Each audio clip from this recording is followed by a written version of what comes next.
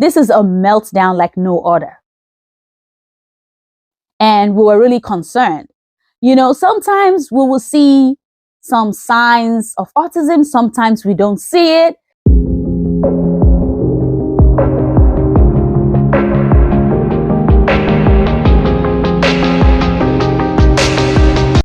On this episode, I'll be sharing with you how my last baby, a girl, was diagnosed with autism.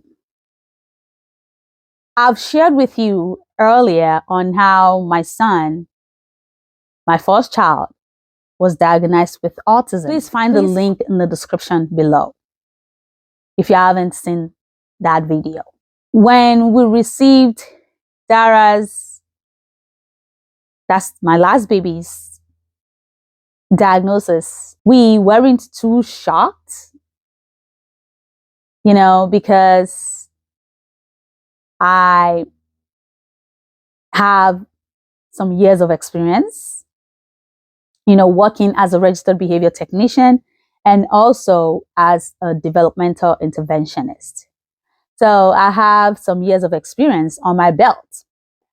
So, and this was not an emotional experience. This, compared to when I had Daniel and I had no idea on what to do or how to go about, the diagnosis or how to support him. But with my baby, I have, some experience and I know, what to do, how to help her, what to look out for, and things like that. Let me share a little bit about Dara.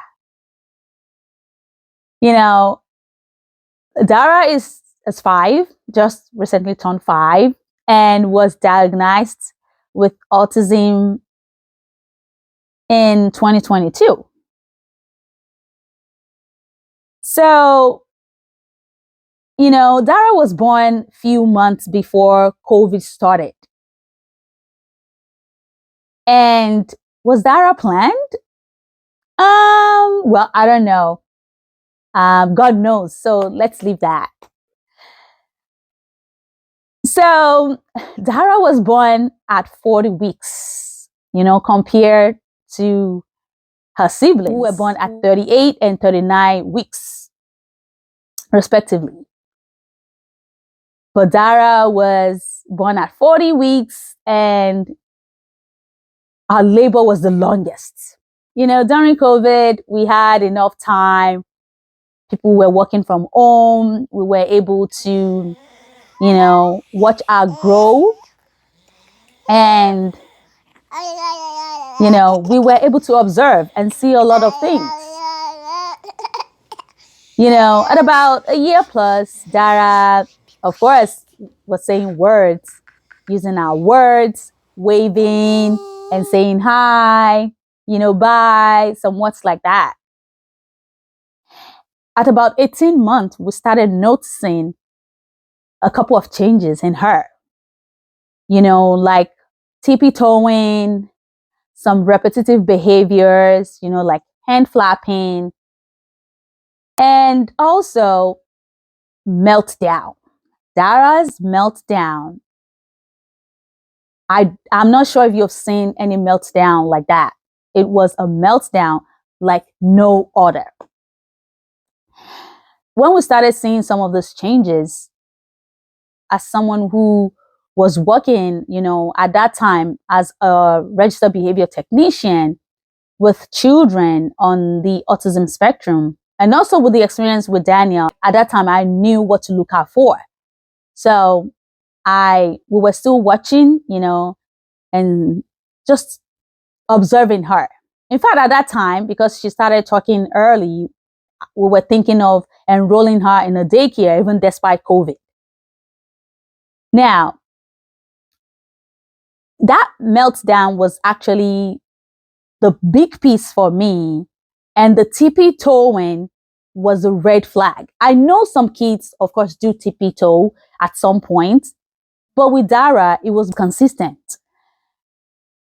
So as as a DI, then I thought of it that I think it won't hurt, to reach out and call early intervention services to get her evaluated and see if she will be eligible for services. She was scheduled. Her dad actually took her for the appointment. They evaluated her in all the domains, and they find out that she was eligible because there was a form of delay in social emotional domain, speech domain, and gross motor domain. So even at that time, she was talking, but there was still some form of delay. So they said that she was eligible for services, and then services started. Fortunately for us, we had the same woman who has worked with our family before. So she, very awesome woman, very helpful.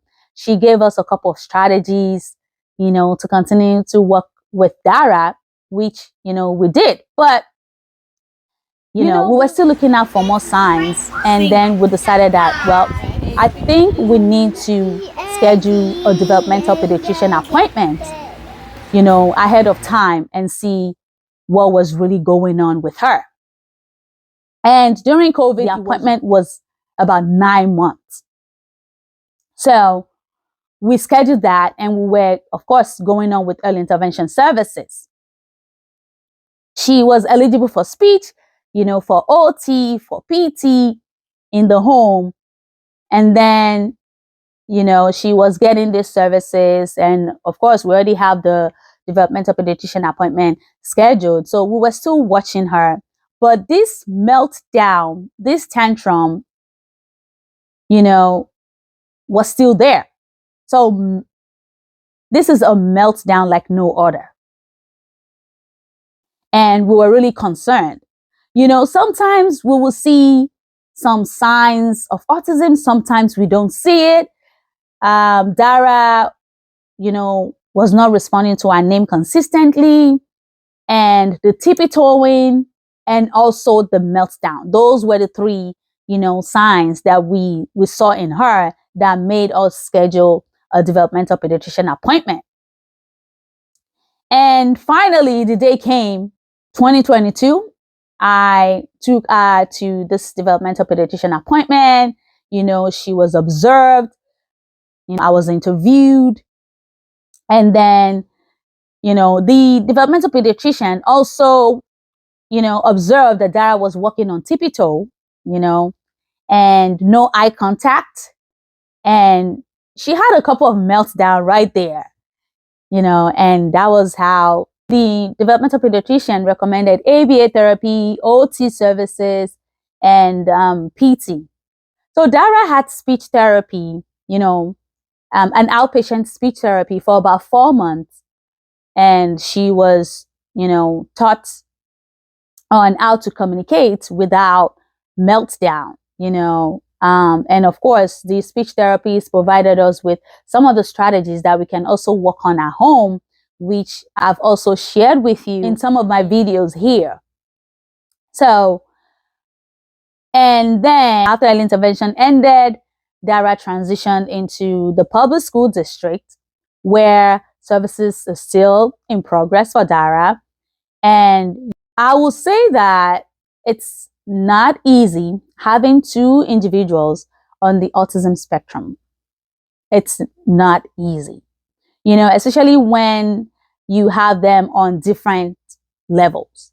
For Daniel regressed and lost words. For Dara, she did not lose words. So Dara communicates and expresses herself. But the big piece for her is, the meltdown that she do have. And, like I mentioned before, it's a meltdown like no other. And, it's not easy. God is walking the journey with us. And, Dara she's still a work in progress, especially with the services that she's currently receiving. It's been helping her. And I'm not saying that she's perfectly there. We're still working because some days we have it very good. Some days we don't. Yes.